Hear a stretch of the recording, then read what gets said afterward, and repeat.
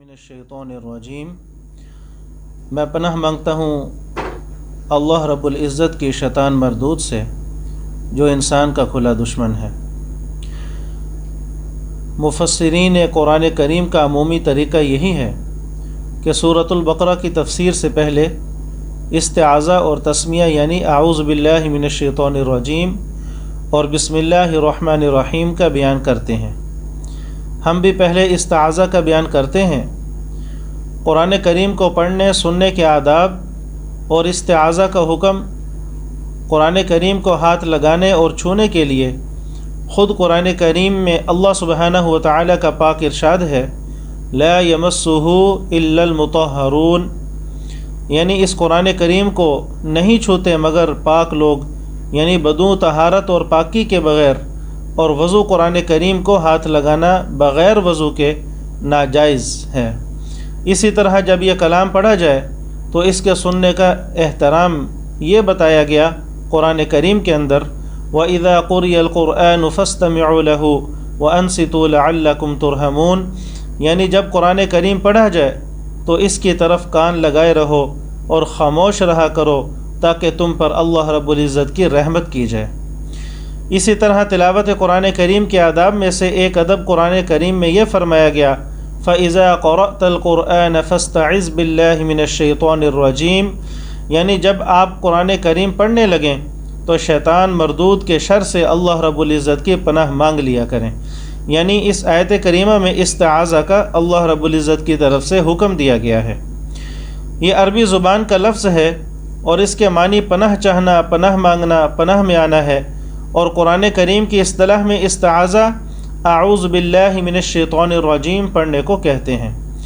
इसमें नामालूम कितनी हिकमतें और मसलहतें हो सकती हैं, मगर एक नहायत वाज़ेह मसलहत ये है कि शैतान की हमेशा कोशिश ये होती है कि इंसान को नेकी से रोके, बुराई और बेहयाई के कामों पर आमादा करे, झूठ बोलने की तरगीब दे, उसके दिल में वसवसा पैदा करके उसे याद इलाही से गाफिल करे, और जो नेकी अपनी अहमियत और अज़मत के लिहाज से जितनी ज़्यादा मुअज्जब अजर व सवाब और बाइस क़ुर्ब इलाही होती है, इतना ही शैतान इससे बाज़ रखने पर ज़ोर लगाता है और अपने वसवसों के ज़रिए से रुकावट बन जाता है।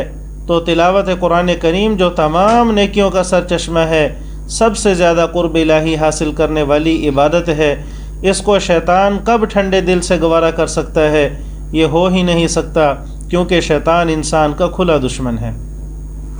इस्तिआज़ा यानी आऊज़ु बिल्लाह पढ़ने का नतीजा ये होगा जो ख़ुद अल्लाह सुब्हानहु व तआला ने इसी इस्तिआज़ा के हुक्म वाली आयत से आगे कुरान करीम में इरशाद फरमाया है, इन्नहु लैसा लहू सुल्तानुन अलल्लज़ीना आमनू व अला रब्बिहिम यतवक्कलून, उसका यानी शैतान मरदूद का ज़ोर नहीं चलता उन लोगों पर जो ईमान रखते हैं अल्लाह रब्बुल इज़्ज़त पर और अपने रब पर भरोसा करते हैं। यानी जिसने अल्लाह रब्बुल इज़्ज़त पर भरोसा किया और इसकी पनाह ढूंढी, उस पर शैतान ज़ोर से हावी कभी नहीं हो सकता।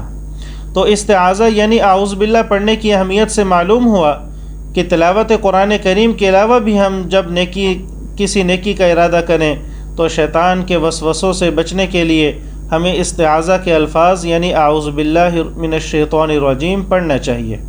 जैसा कि कुरान करीम की दो आखिरी सूरतों में भी कुल आऊज़ु बिरब्बिल फलक और कुल आऊज़ु बिरब्बिन नास, जिनको मुअव्वज़तैन भी कहते हैं, अल्लाह रब्बुल इज़्ज़त ने यही तालीम दी है।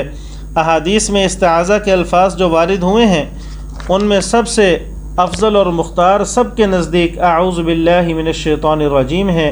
हस्बे ज़ैल दूसरे अल्फाज के साथ भी आऊज़ु बिल्लाह पढ़ना जायज़ है, आऊज़ु बिल्लाहिस समील अलीम मिनश्शैतानिर रजीम, और जैसा कि आऊज़ु बिल्लाहि मिनश्शैतानिर रजीम, आऊज़ु बिल्लाहि मिनश्शैतानिर रजीम, इन्नल्लाहा हुवस समीउल अलीम। आगे इस्तिआज़ा के 5 फ़ायदे बतलाए गए हैं कुरान व हदीस की रोशनी में। नंबर 1, दीन व हदायत पर इस्तिक़ामत।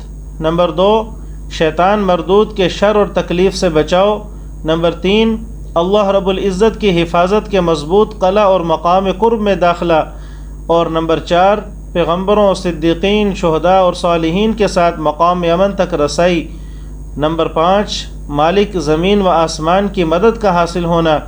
इसलिए अम्बिया और औलिया اللہ نے بھی ہمیشہ استعاذہ کیا ہے، جیسا کہ قرآن کریم شاہد ہے، گواہی دیتا ہے کہ جب زلیخا عزیز مصر کی بیوی نے حضرت یوسف علیہ السلام سے اپنی نفسانی خواہش کا اظہار کیا تو حضرت یوسف علیہ السلام نے فرمایا معاذ اللہ انہ ربی احسن مثوائی، اللہ رب العزت کی پناہ، عزیز مصر میرا مربی ہے۔ رسول اللہ صلی اللہ علیہ وسلم کو بھی بار بار استعاذہ کا حکم ہوا۔ سورہ مومنون میں اللہ رب العزت فرماتے ہیں وَقُلْ رَبِّ أَعُوذُ بِكَ مِنْ ہَمَزَاتِ الشَّيَاطِينِ وَأَعُوذُ بِكَ رَبِّ أَنْ يَحْضُرُونِ۔ اے نبی صلی اللہ علیہ وسلم، آپ کہیے کہ میرے پروردگار میں تجھ سے پناہ مانگتا ہوں شیطانوں کے وسوسوں سے، اور اے میرے پروردگار میں تجھ سے پناہ مانگتا ہوں اس سے کہ شیاطین میرے پاس بھی آئیں۔ پھر رسول اللہ صلی اللہ علیہ وسلم کو استعاذہ کا حکم ہوا۔ سورہ قل اعوذ برب الفلق اور قل اعوذ برب الناس بھی عطا کی گئیں۔ اللہ سبحانہ و تعالی نے جب اپنی قدرتوں کو آشکار کرنا چاہا تو اس نے سب سے پہلے نور کو پیدا کیا، اور اس نور سے مستقل مخلوق فرشتوں کی تخلیق ہوئی۔ نورانیت کے سبب سے یہ فرشتے طبعاً اطاعت شعار اور عبادت گزار پیدا ہوئے۔ غرور اور تکبر کی بجائے ان پر خوف و خشیت کا غلبہ طاری رہا، اسی لیے یہ ہر وقت اللہ جل شانہ سے خائف رہتے ہیں، اور انہیں بارگاہ رب العزت سے جو حکم بھی ملتا ہے اسے بلا تاخیر اور بلا چوں چرا فوراً بجا لاتے ہیں، اور دن رات اللہ رب العزت کی تسبیح اور عبادت میں لگے رہتے ہیں۔ فرشتوں کے بعد جو دوسری مستقل مخلوق پیدا کی گئی وہ جن ہیں، اور ان کی تخلیق آدم سے پیدا ہوئی، ان کی تخلیق آگ سے پیدا ہوئی، جیسا کہ قرآن کریم نے بتلایا۔ گو فرشتوں کی طرح جنات بھی ہم کو عام انسانی آبادی کی طرح نظر نہیں آتے، لیکن قرآن کریم احادیث نبوی میں جو تصریحات اس مخلوق کے متعلق موجود ہیں اس کی بنا پر ہمارا اعتقاد اور یقین اور عقیدہ ہونا چاہیے کہ جنات بھی انسان کی طرح مستقل مخلوق ہیں، اور یہ بھی شریعت کے مکلف ہیں، اور ان میں بھی موت و پیدائش کا سلسلہ ہے، اور ان میں بھی نیک و بد، کافر و مسلم ہیں۔ چونکہ ان کی خلقت آگ سے ہے اس لیے ان کی طبیعت میں بڑی تیزی پائی جاتی ہے۔ حضرت آدم علیہ السلام کی پیدائش سے کئی ہزار برس پہلے جنات زمین میں آباد تھے اور آسمان پر بھی آتے جاتے تھے۔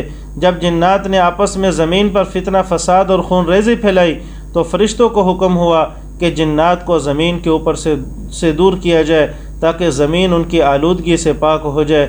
چنانچہ فرشتوں نے زمین پر آ کر بہت سے جنات کو قتل کیا، اور بہت سے جنات کو پہاڑوں اور جزیروں اور سمندروں میں دھکیل دیا۔ انہی جنات میں سے ایک ابلیس لعین خبیث تھا جس کا نام عزازیل تھا، اور یہ بڑا عالم فاضل اور عبادت گزار تھا۔ رسول اللہ صلی اللہ علیہ وسلم نے ارشاد فرمایا کہ ابلیس کا تخت سمندر میں ہے، وہ روزانہ اپنے لشکر کی ٹکڑیاں بھیجتا رہتا ہے تاکہ وہ لوگوں کو فتنہ میں مبتلا کریں۔ جو جتنا زیادہ لوگوں میں فتنہ پھیلاتا ہے اتنا ہی زیادہ ابلیس کے نزدیک اس کا مرتبہ بلند ہوتا ہے۔ اللہ سبحانہ و تعالی سے دعا ہے اللہ سبحانہ و تعالی ہمیں اپنی پناہ میں رکھیں، شیطان کے شر سے محفوظ رکھیں۔ اللہ سبحانہ و تعالی ہم نے استعاذہ پڑھ کر آپ کے مقدس کلام کی تعلیم کا آغاز کیا ہے۔ آپ ہمیں کامیابی نصیب فرمائیے، صحیح اور نفع مند علم ہمیں عطا فرمائیے، اور مقبول عمل کی توفیق ہمیں نصیب فرمائیے۔ آمین۔ وآخر دعوانا ان الحمد للہ رب العالمین۔